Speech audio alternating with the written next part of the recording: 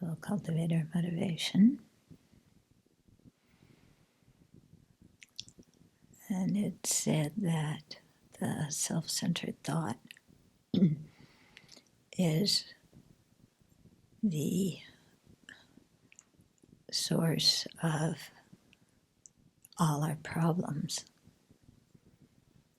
It's actually the self-grasping ignorance that is the root of samsara, but the self-centered thought plays along with that. So, looking at your own mind, in what areas of your life does your self-centered thought really afflict you and hold you back? So remember that self-centered thought is quite wide-ranging. It's not just selfishness saying, give this to me. It's ways of making ourselves and our needs, our wants, our opinions, our lives more important than anybody else's. So in looking at your life, in what aspects of your life does this really come out, and how does it hinder you?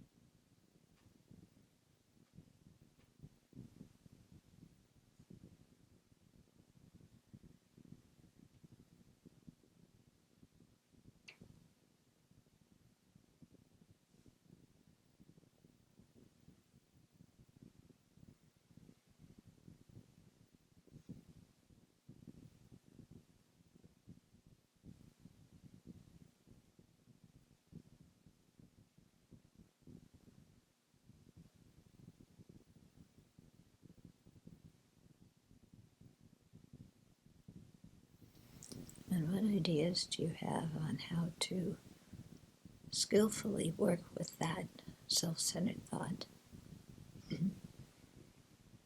Because you can't clobber it on the head. That doesn't work. You have to outwit it.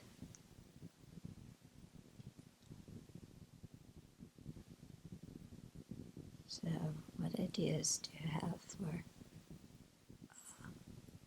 being able to do that, to slowly diminish that self-preoccupation?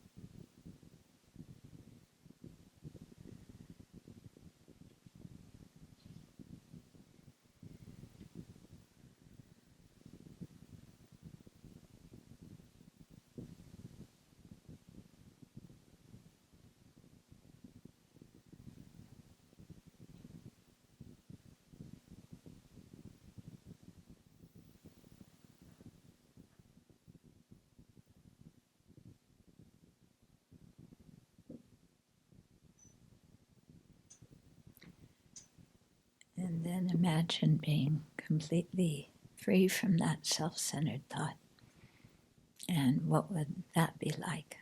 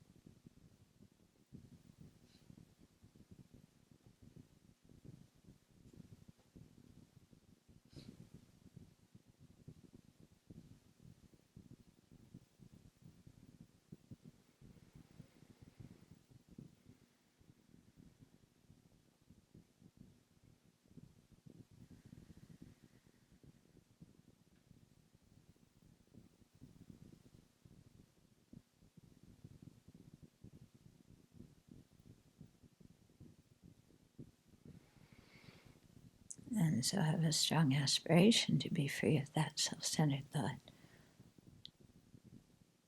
and attain full awakening so that you can really be of great benefit to all living beings.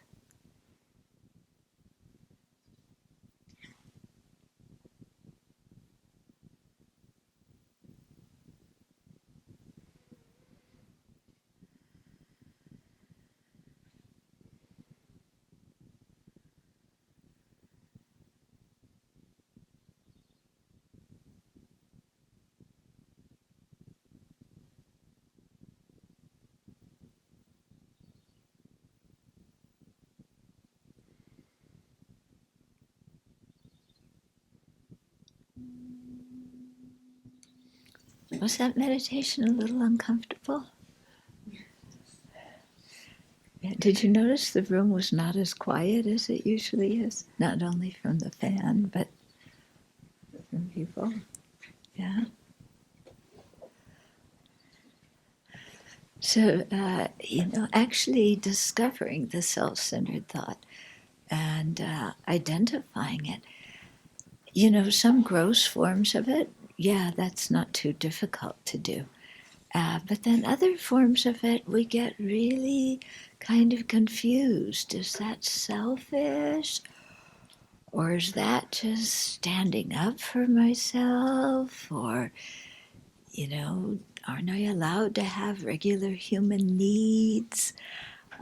It can get a little bit tricky in there, and we have to really look closely and see what we're capable of at any particular time, and work with the grossest, most obvious, most detrimental aspects of our self-centeredness first.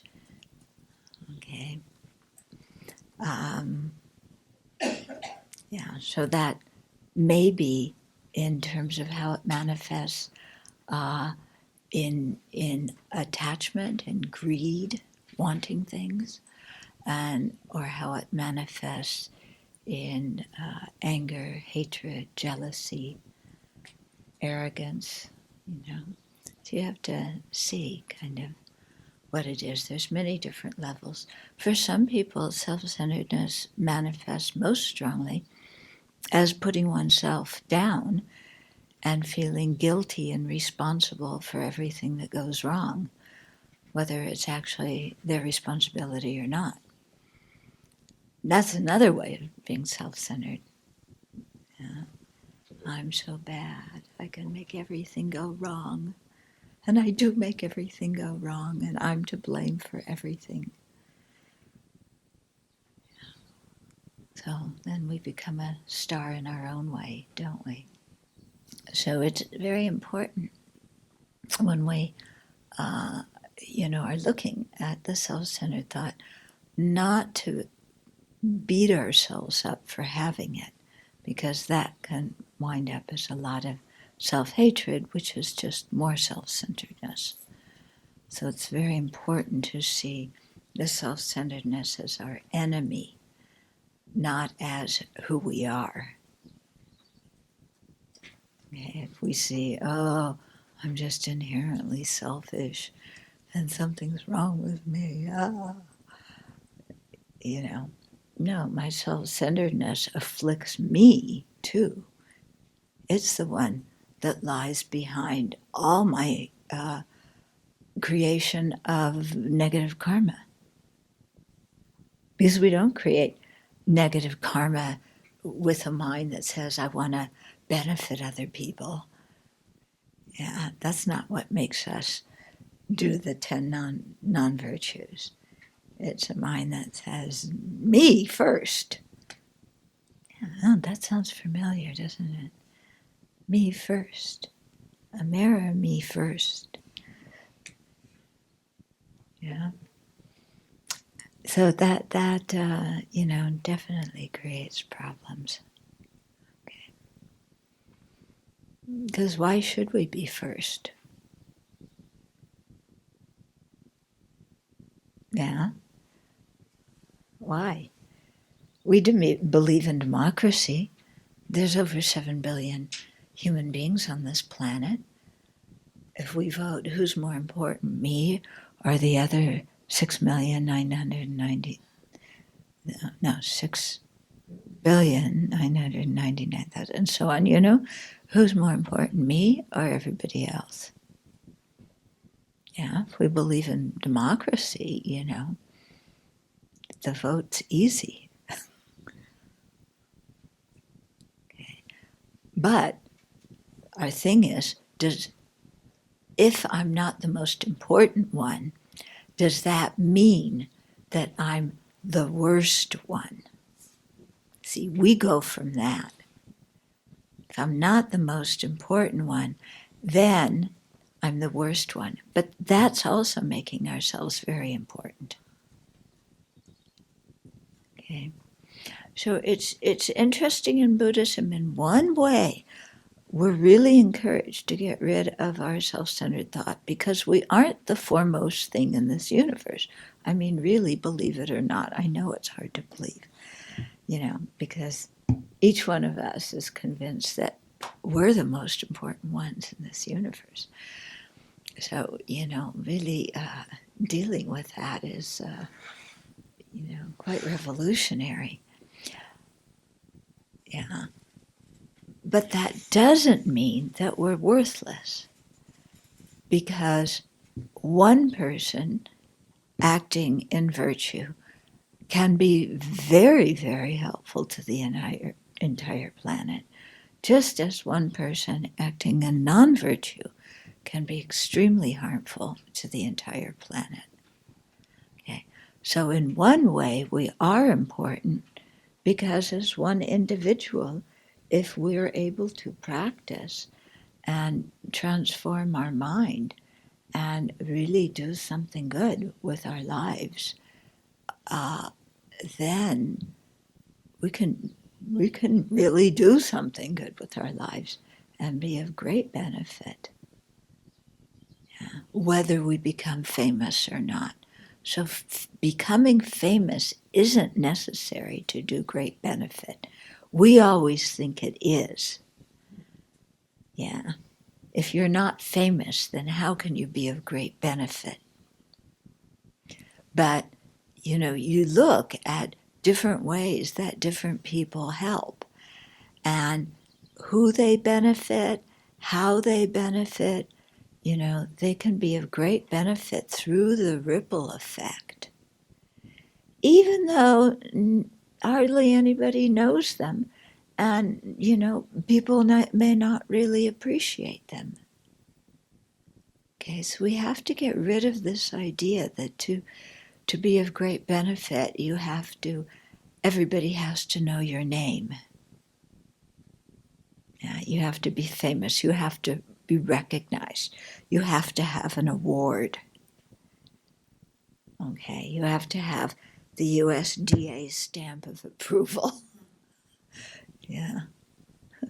No, you have to have your visa stamped, you know, whatever it is. You know, that's not it. That's not it. Yeah, because there's many levels of being of great benefit. Yeah, so it doesn't mean you need to give food to the entire world, or that you need to, you know, stop every single war on the planet, because nobody can do that. Yeah. And from a Buddhist viewpoint, even if you stopped every war, new wars would start tomorrow. Because as long as there's anger and hatred in people's minds, they're going to find reason to quarrel. Even if there aren't any what we consider good reasons to quarrel. You know, if we have anger, we will find somebody to be mad at. If we have hatred, we will find somebody to hate. You know? So helping others isn't always just putting Band-Aids on the world's problems. There's, you know, many different levels of being of service. so to, just work steadily with this thing of diminishing the self-centeredness, and opening our heart to really value other living beings as beings who have feelings, who want happiness and don't want suffering. Yeah. And, with modern technology, it's easy to feel an overwhelm about that. Yeah. There's just so many beings suffering in so many ways that, can I stick my head in the sand at least once a week? Yeah. I just need a break. And I think what is helpful to do is, instead of thinking get away from, we have to moderate our relationship with the media. I think that's quite important because it can really control our lives, and it also doesn't always present things in an accurate way and gives us one side of the story, or emphasizes certain details and ignores others. Okay, and also we have to be aware of how much information we can reasonably handle and what kind of information we want. Do we really need to listen to all the ads? When you're on a plane, do you really need to thumb through all the duty-free catalogs? Yeah. When you're in the doctor's office, do you really need to read People magazine and see who's getting married and who's getting divorced? Okay, so to really be careful how we relate to the media, but at the same time, to when we hear of others suffering, instead of feeling like it's a wave crashing on us, I think doing the taking and giving meditation can be very good, because then we're not running away from the pain. We're saying, may I take it and use it to destroy my own self-centeredness, and then, give my body possessions and virtue to others. So that keeps us involved in some way, in a beneficial way, because we really think, okay, I'm going to use the pain of the world to destroy my own self-centeredness. And then to make dedication prayers for beings. And not just dedication prayers for the people who have overt suffering, the ouch kind of suffering, but also to make dedication prayers for the people who think that they're happy, for the people who think samsara is great and everything's going well in their lives. Yeah. And so they're totally blind to how the law of karma and effects works. Yeah. They're totally blind to the fact that they're getting old and will face illness and will die. Yeah. Those people have their own kind of misery.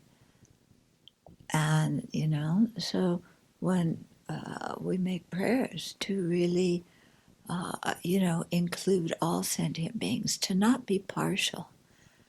Yeah, I'm going to make prayers for everybody but the prez. Yeah, no, we've got to include that guy. Yeah, because he's suffering.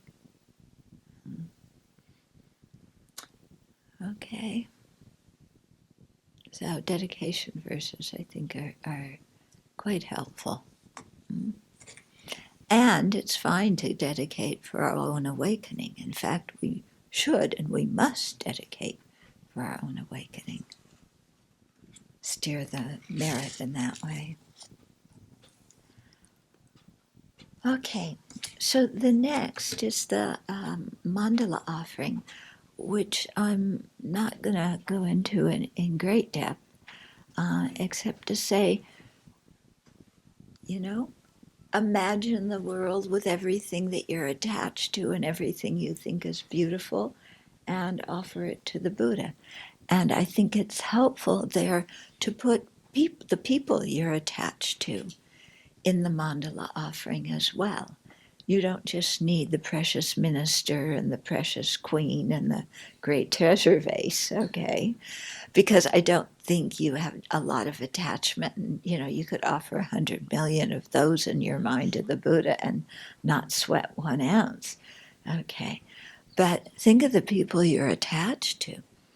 Yeah. Think of your reputation. Think of the whatever physical things, your material things you have. Yeah. And then offer those, at least in your mind. See if you can get yourself to offer them in your mind. No, they're my loved one. I don't want to share them with the Buddha. I want them all for myself. I can't trust anybody else to safeguard them. Really? You don't trust the Buddha to safeguard your loved ones? You think your crazy mind is better able to protect them than the Buddha? Yeah, think about it.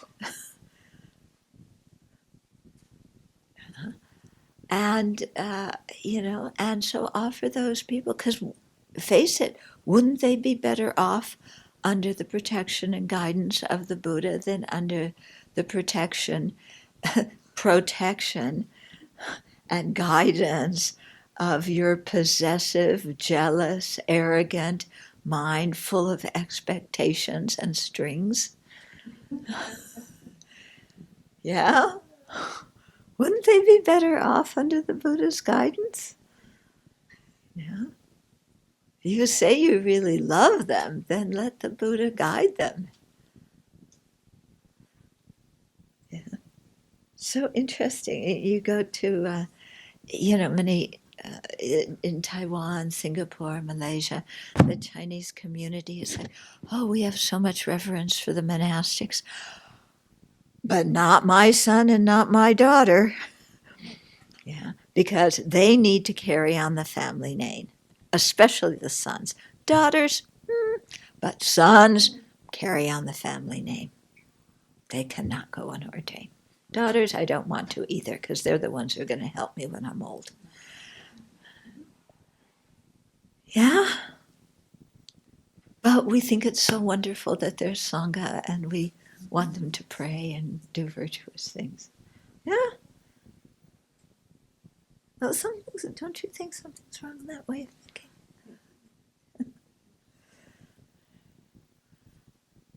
Yeah. I want my child just to benefit me. Other people's kids can go and get ordained. Yeah. But not my kids.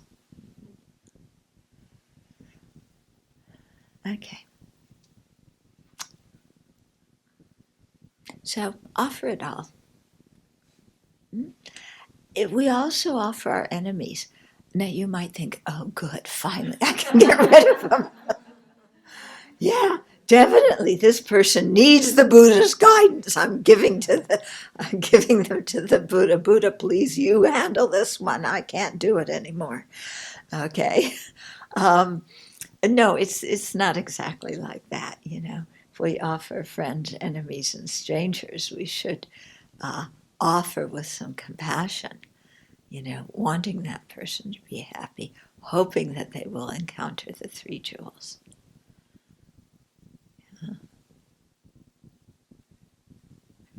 I still come back to the day when His Holiness spoke to Congress a few years ago, and I thought of Ted Cruz,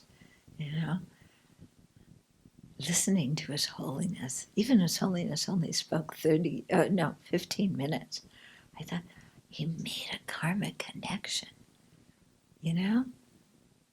Ted Cruz, that guy who wants to make this a Christian country with nobody else in it, but, I thought, wow, that's fantastic. I want him to have that connection with His Holiness, because that will really help him.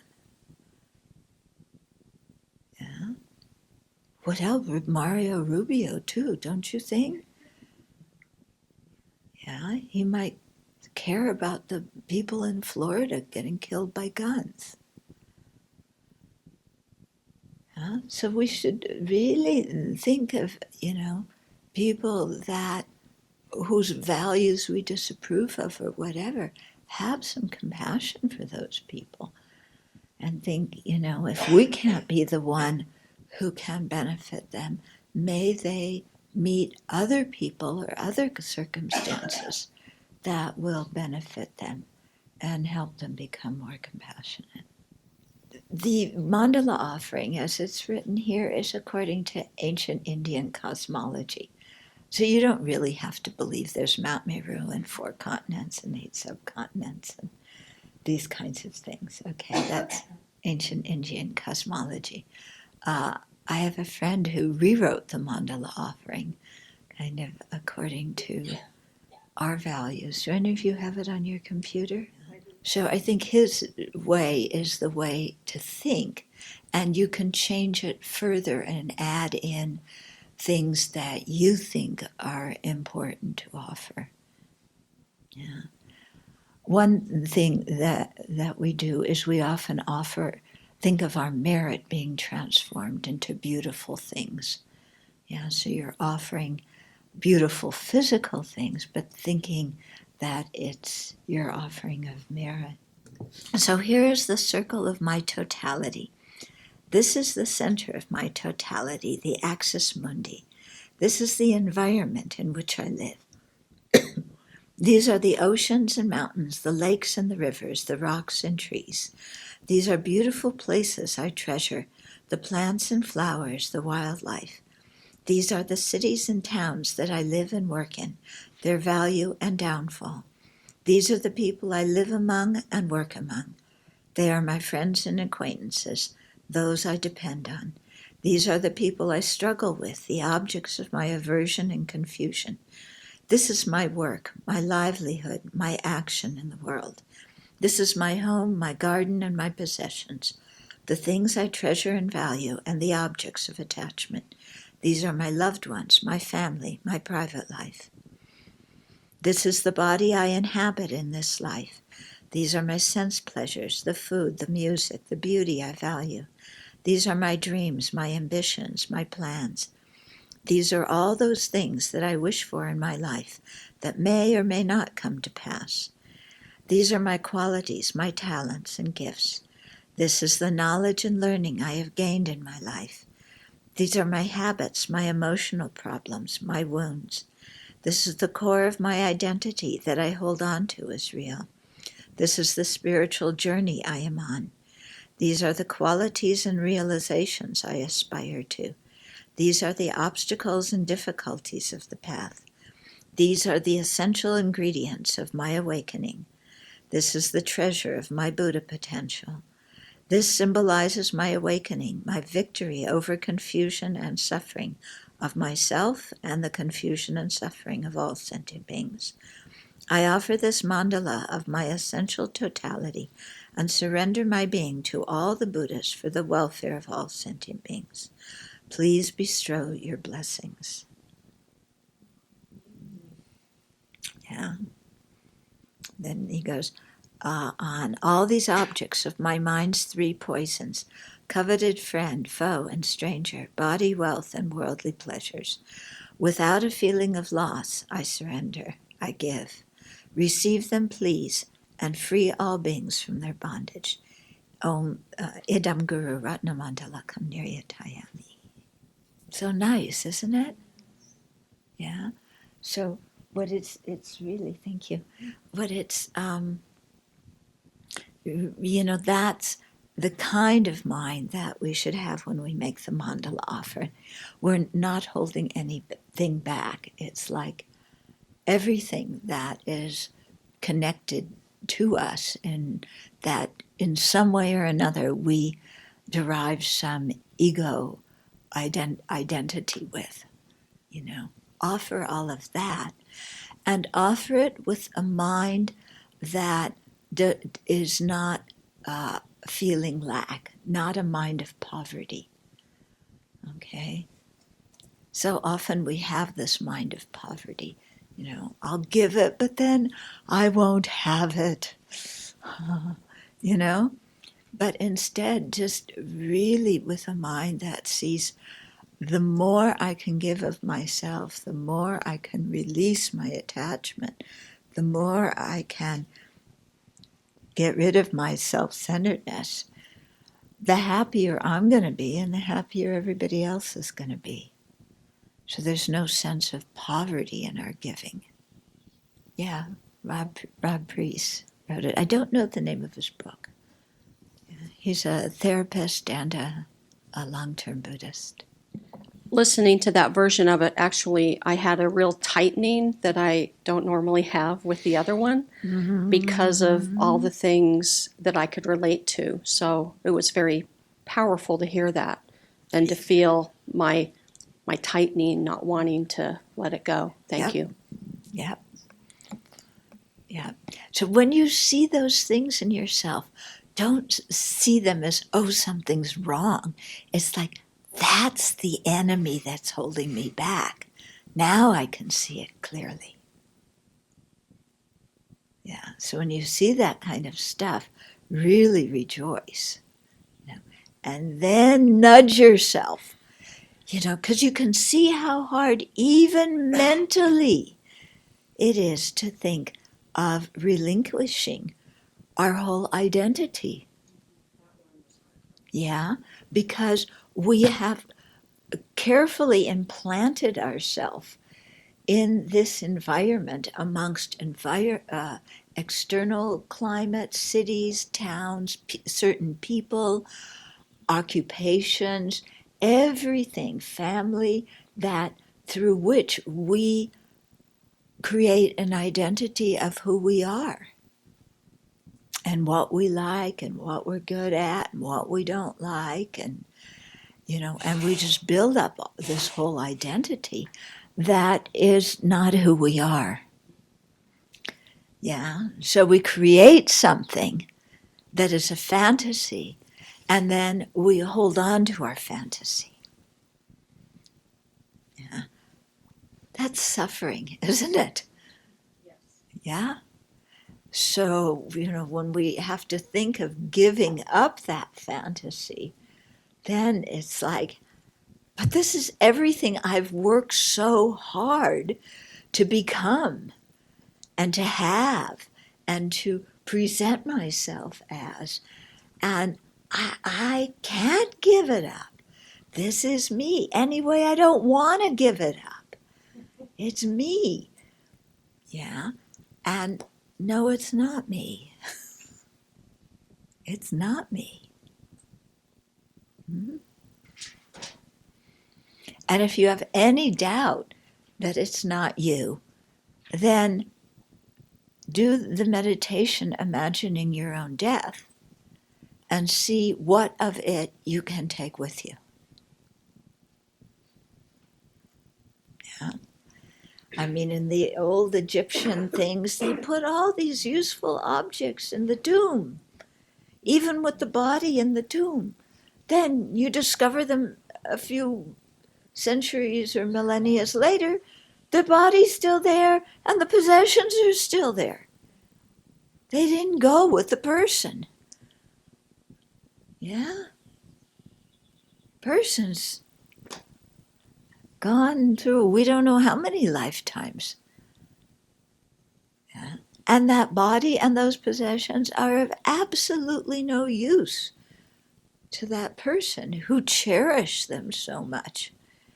And now they belong to the archaeologists and the museums. Yeah?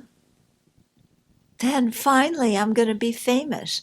My bones are in the British Museum. Hooray! There's the dinosaur bones and there's my bones. Yeah? Yippee! Finally. They'll even have my name. They'll identify it with, there's my bones on the. then, but where's our mind stream going to be? Yeah, where's our mind stream going to be? Not there. Okay. So I thought what we'd talk about this session, they start on the 8 verses of thought training. So they start on page 4. So all these things that, we're discussing in the teachings are all things for you to do analytic meditation on. So we don't have time in the course to have enough meditation sessions for all of these topics. Yeah. So, if you're not taking notes now, or even if you are taking notes, listen to the talks again. They will be posted online in a few weeks. Within the month. Okay. And go and listen to them again. And for each of the topics, write out the important points, to think about. Okay? Write them out. And then you can sit and just do an analytic meditation.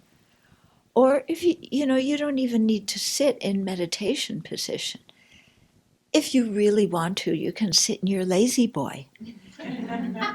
Yeah, but go through that outline and think of each point one by one and relate it to your life. Yeah, if you do that, you will really see change in yourself. Yeah, because what you're doing is you'll be retraining, reconditioning the mind to see things from a more realistic and a more beneficial perspective. And that can only help you. Even if some of the meditations initially feel a little uncomfortable, like you just pointed out, don't be afraid of the discomfort. When we talk about the fortitude of Dharma practice, that includes facing the discomfort of how the Buddha, pointed out what samsara is, pointed out the places where we're stuck. Okay? So it's like some people give you a massage and they press on the points that hurt. Yeah? And they use their elbow to do so. Yeah? But it's great. It hurts. But they rub their elbow in there and it gets released. So the same way, you may feel some discomfort, but hang in there and really work with your mind. See that the discomfort is coming from the self-grasping and the self-centeredness. Yeah. And it's like, oh yeah, there's the bully. Yeah, they're my two bullies getting me again, my self-grasping ignorance and self-centered thought. There are these two bullies, but now I see they're my bullies. Yeah, I don't see them as my homeboys anymore. I see them as my bullies. Hmm? Yeah, because I know that these two suck me into things that are not in my own benefit. Okay, so self-centered thought, again, we oppose the self-centered thought in order to benefit ourselves. So don't think that your self-centered thought is what benefits you. Okay, what we have to think about is, what does benefiting myself really mean? Yeah.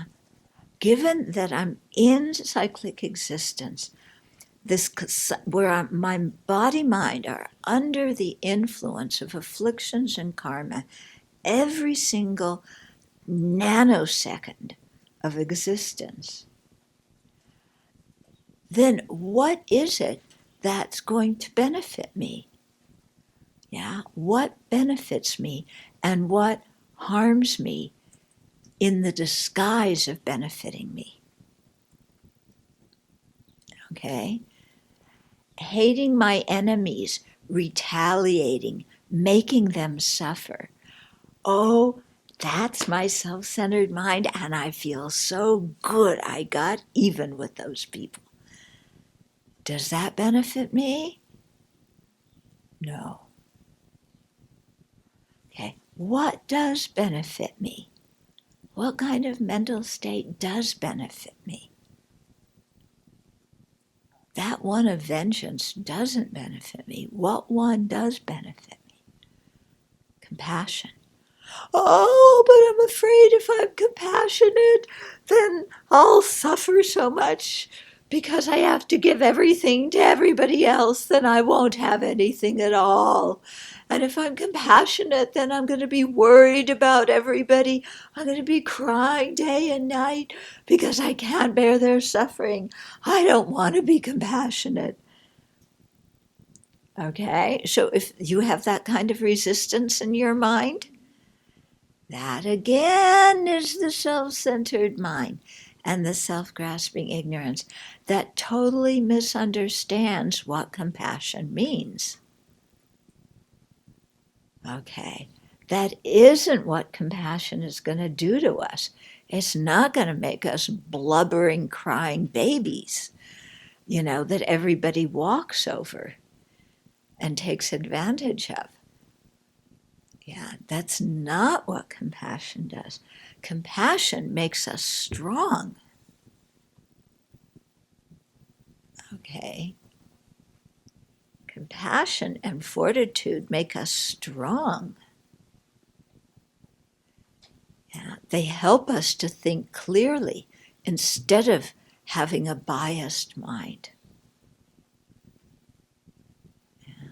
They help us be involved. They help us do things that we feel good about doing. Yeah. Self-centeredness makes us do things that at the end of the day we don't feel good about doing. Okay? So think, what does it really mean to benefit myself? It doesn't mean that I go to the mall and buy myself a present. Yeah, you hear people say that nowadays. I've spent my whole life working for others. Now I'm going to go to the mall and buy myself a present.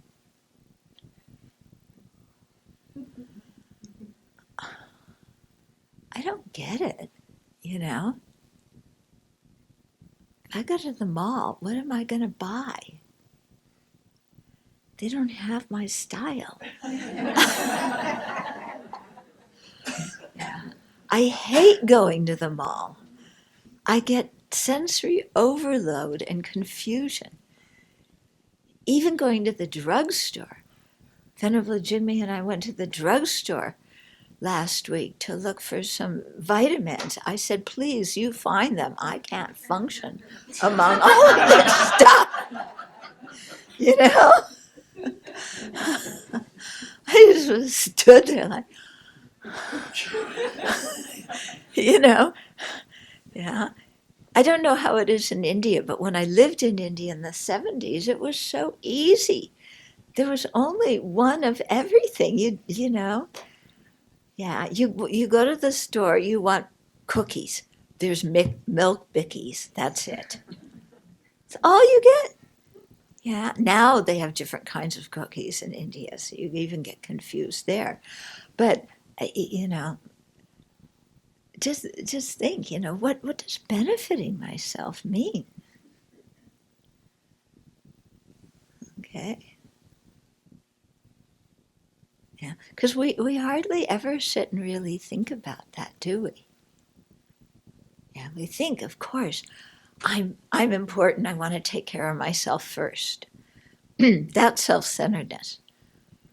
Wanting to benefit ourselves, is making good use of our life so we can be beneficial to others. Yeah. So how do I benefit myself? Does that mean ignoring my health and not going to the doctor when I need to and not resting when I need to? Is that benefiting myself so that I can prove I'm Superwoman Bodhisattva? Yeah.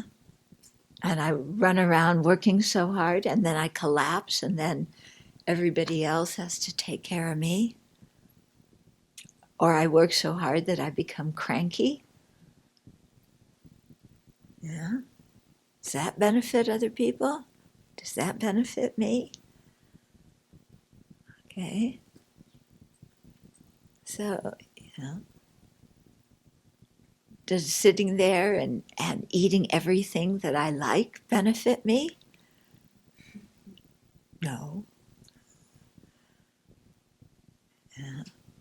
How can I keep my body healthy so I can practice the Dharma longer? Yeah.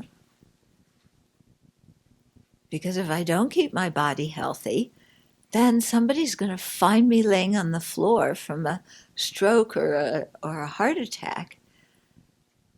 And, that's not going to be so nice for them. Or I'll get, some illness that could have been prevented. And other people, will have to take care of me. I mean, anyway, we'll get old and sick. So that's going to happen anyway, no matter how much we keep ourselves healthy. But let's keep ourselves healthy as long as we can. Here's the dilemma every time I attend a retreat. Once you are in a contained environment, it is so attainable, so doable. Mm-hmm. You step a few miles from here and everything goes down to hell. And then you go into the routine of work, traffic, aggression. You get out of my way. And then all of a sudden, all that equanimity starts melting like chocolate, like you said yesterday. And it's gone. Mm. Any advice? Get the hair clippers ready. Stay.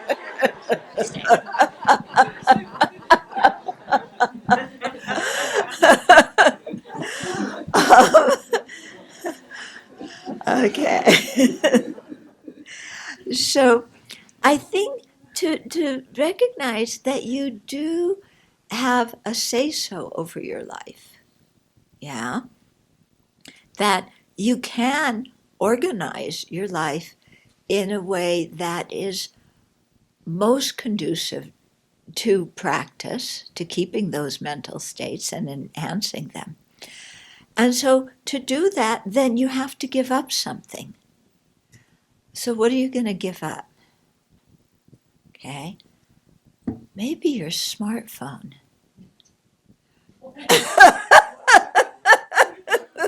She's having seizures.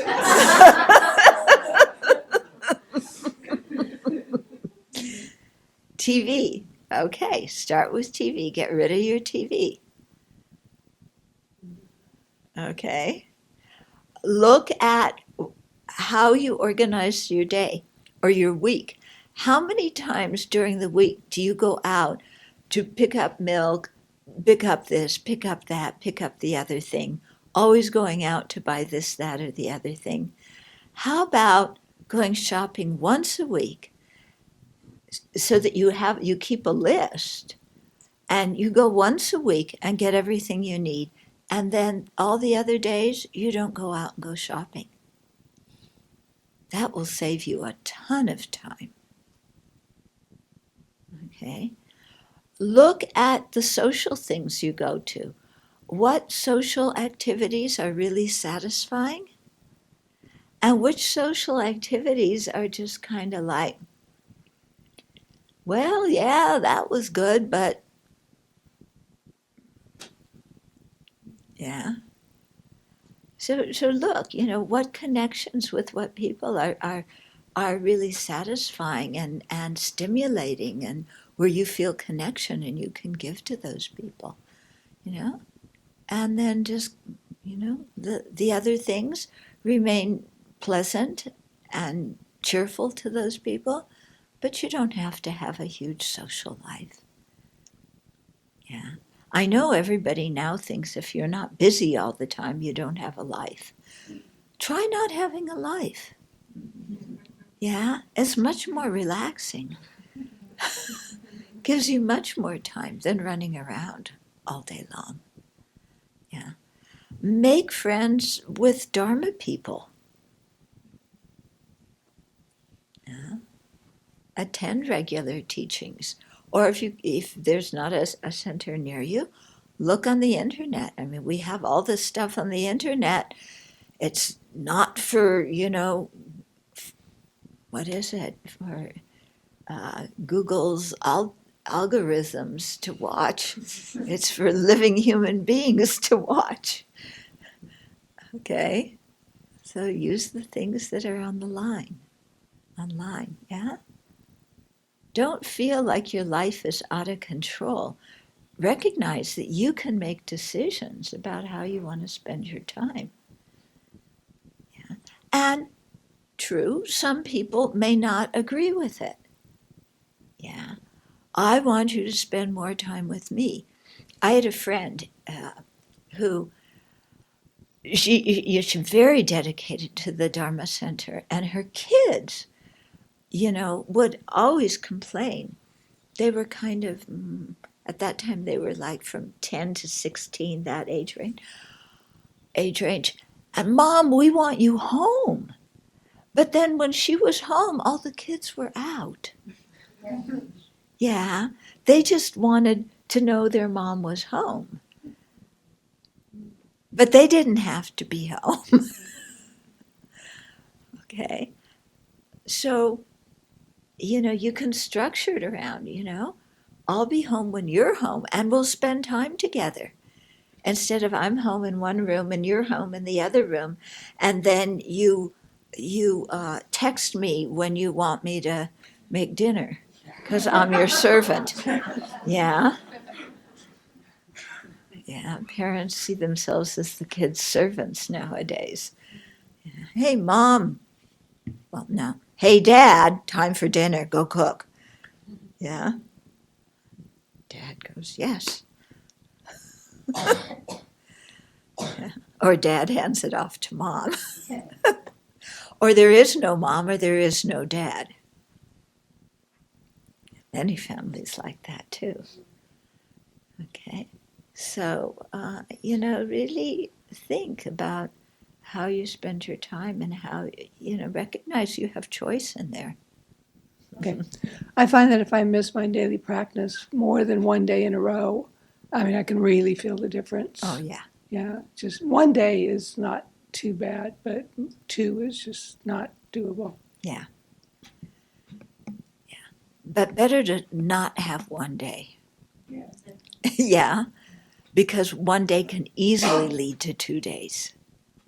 Yeah, once you start, then on the slippery slope. Yeah. But it's nice that you really feel the difference in your life if you don't start the day off with your practice. Big difference. I can't imagine like getting up and going to work, without doing some sitting practice to start with. Having spent some months outside the monastery, I could also see that the thing, like people are going shopping on weekends, so somebody has to work there in the shop on weekends while they have children at home waiting for them. So we can practice compassion in that sense. Or what do I shop? Do I need really all the plastic that is wrapped around the vegetables, and really making choices with a sense of that compassion is within our heart. Giving up TV, for example, the children might need our attention, and we are spending all the time watching TV and distracting ourselves. And I think also taking care of our body, I found that also very helpful because that supports our mind. So if we are fit in our body, we are fit in our mind. Not always, but it helps. Yes. Some people's bodies are fit, but their minds are berserky. Okay? Okay. Well, let's see. We have 6 minutes left. Let's start on the 8 verses of thought training. So these 8 verses are very good because they really push our buttons, you know. Like some of the verses in the 37 practices, they push our buttons too, because they really hit the self-centered thought. Okay, with the thought of attaining awakening for the welfare of all beings who are more precious than a wish-fulfilling jewel, I will constantly practice holding them dear. Oh, it sounds so wonderful. Oh, the thought of attaining awakening for the welfare of all these beings who are more precious than a wish-fulfilling jewel. Yeah. Why are you asking me to take somebody else's place on the dish rota? It isn't my turn. Yeah, ask so-and-so. If you count up the days I do the dishes more than that person, ask them. Oh, but with the thought of attaining awakening for all these living beings who are more precious than a wish fulfilling jewel. Yeah. Including the person who abused me when I was a child. Well, maybe not that person. Including the person who sexually harassed me or raped me. Oh, well, maybe not that person either. Including the person who stole my stuff. Leave them out. Including the person who ruined my reputation. But we'll leave them out too. But for the welfare of all beings who are like a wish-fulfilling jewel. Do you see? Yeah. It's so easy. All these, wish-fulfilling jewels out there. We just don't happen to meet them. We meet all these sentient beings that bug us instead. Yeah. I was thinking, because when the retreat started, remember there were these, the soccer team stuck in the cave in Thailand? Yeah, and they didn't know where they were.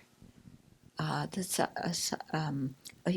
there were 12 kids in a soccer team aged 11 to 16 and their coach, age 25, who went to explore a cave in Thailand after their soccer game. And when they were in the cave, monsoon rain came very heavily and filled the cave, and they couldn't get out.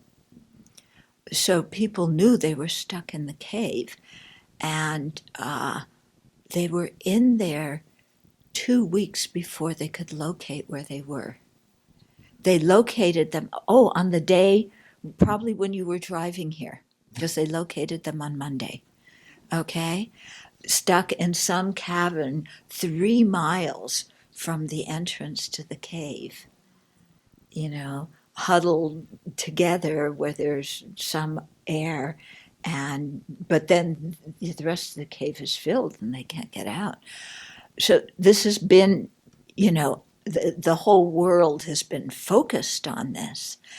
And, you think these little kids, stuck in this cave, this is terrible, We have so much compassion for them. But you take those same kids, and if they were in your house after you came home from a hard day of work and you were tired and they were making noise, would you still have compassion for them at that time? So easy to have compassion for these little boys, stuck in the cave. But when they come out and they're running around making noise when you want to meditate, our compassion's bye-bye. So this is, real live stuff. Yeah. And by the way, they got 4 kids out today. Yeah, they got four of the 13 out. But they're, and they had helicopters there and took them, and ambulances, and took them immediately to the hospital. Because some of them, there's been a lack of oxygen in the cave. They've been trying to get more oxygen into the cave, but the oxygen level is low, and that can cause a lot of weakness. But the coach, this I thought was cool. I know we're going, but the coach was a monk for a few years, because in Thailand you have that system of people, ordaining for a period of time. So when they were stuck in the cave, the coach was teaching the boys how to meditate. Yeah? Isn't that cool? So, yeah. And these kids, when the divers found them after 2 weeks, the kids were in good moods. It was amazing. And what's really astounding to me is, can you imagine if this had happened in the U.S.? Yeah. The lawyers for suing Mother Earth, because you got to sue somebody for this. It's Mother Earth's fault. It's who caused the monsoon. We got to sue that person. The coach who took the kids in, we got to sue that person. We got to sue the parents, but the parents are the ones who are suing everybody else. We got to blame somebody. They should have had a do not enter sign. They should have, the government should have had a, what do you call it, like banisters or walkways. They should have put walkways in the cave, and direction signs to make sure this didn't happen. Somebody was responsible. It's somebody's fault, and we're going to sue them. Yeah? If it happened in America, wouldn't you be reading all about that in the papers? Everybody blaming somebody else for these kids' predicaments. And, and somebody should do something. Why isn't the government acting faster? Why isn't they doing this? How come? It really made me see how full of anger this country is. In Thailand, the parents, because they eventually established, notes to communicate, the parents told the coach, "Don't worry, we don't blame you." Yeah. Nobody's blaming anybody else.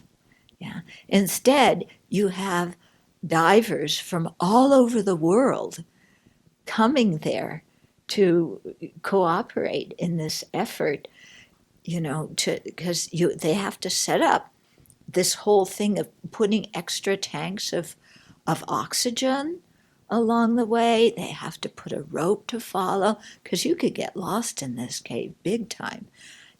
There's water currents that are strong. With these 4 kids that they got out, there were, I think it was 10 divers that went in. And that's how many people it took who were risking their lives. And they got 4 of the kids out. Yeah, which is really good, But just to see people, there's so much compassion there for the kids. And it's such a relief not to see people blaming each other. Yeah. But just how our compassion will go for these kids in that situation. But if they were in your house making noise when you just needed some quiet, then the same sentient beings become enemies. Yeah? And so when we're reading this verse, yeah, it's really important not to become Pollyanna, okay, but to realize, yes, this is such an inspiring verse, and let yourself be inspired by it. Let that inspiration come. And then say, to make that a reality, then I have to learn how to not get so upset when different things happen that I don't like. Yeah. So let the inspiration come, but don't just get stuck in Pollyanna inspiration. Go back and, okay, how am I going to help my mind be more equanimous towards everybody? In all situations. Okay. So they say that sentient beings are more precious than a wish-fulfilling jewel. So a wish-fulfilling jewel in ancient Indian mythology are jewels that are at the bottom of the sea somewhere. And sailors would go out looking for these jewels because if you got one, it could fulfill all of your desires. Yeah. So sentient beings, each sentient being is more precious than a wish-fulfilling jewel. Okay. Ted Cruz? Donnie? Yeah? Who else do you want to put in there? Jeff Sessions. Yeah. Yeah. We could put Mitch in there. Yeah, and Paul. We can put a lot of people in there. Okay. And a few personal ones too. Okay. And to think each one of those people is more precious than a wish-fulfilling jewel. And then our mind goes, oh, come on. Yeah, you gotta be kidding. That person who abused me, Larry Nassar, more precious than a wish-fulfilling jewel. No way. Yeah. But what this is meaning is for us to attain our highest spiritual goals and the real meaning of our heart, Buddhahood, depends on generating bodhicitta, that aspiration to attain Buddhahood, which depends on having the wish to benefit each and every sentient being without excluding even one. So not omitting ourselves, but not omitting anybody else either. Okay? So even those yellow jackets that bit you, even the ticks, even the, what else? Mosquitoes. Yeah. Even the person who cut you off on the highway. Yeah. That person who just drives you crazy, they cut you off on the highway. Yeah. Our enlightenment is dependent on each of those. If we omit even one of them, even one, then we don't have bodhicitta. If we don't have bodhicitta, we can't become a Buddha. Yeah? So our enlightenment depends on each mosquito, each tick, okay, each politician, each sexual offender, each murderer, yeah, every single living being, and no matter what form they're in. Our enlightenment depends on them. Okay, sit with that one for a while. Yeah? We gotta sit with that one. And that really, it helps us, it motivates us in two ways. One is to overcome our dislike and judgment against certain living beings. Another one, how it motivates us, is to appreciate each living being. Yeah. So you're sitting there Maybe you go outside, and you're trying to eat lunch, and there's a yellow jacket flying around.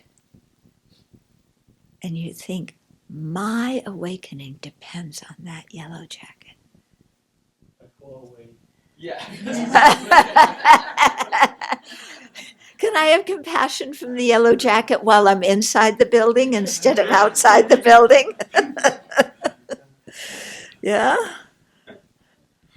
But it makes us look at the yellow jacket with different eyes. Yeah. The person who cuts you off, the person who cut in front of you in line. Yeah, it makes us look at that living being with different eyes so that we don't get so stuck in the blame and the judgment. And we just see we're interrelated and they are important to me. I feel very inspiring the prayers we do after meals when we say, "Those who scold me, make me unhappy, make me unhappy, hit me, attack me with weapons, or do things up to the point of killing me, attain the happiness of awakening." Yeah. It's like switching everything Yep. in a different way. Yep. Exactly. That's why that verse is in there. Yeah. Because it nudges us in that direction.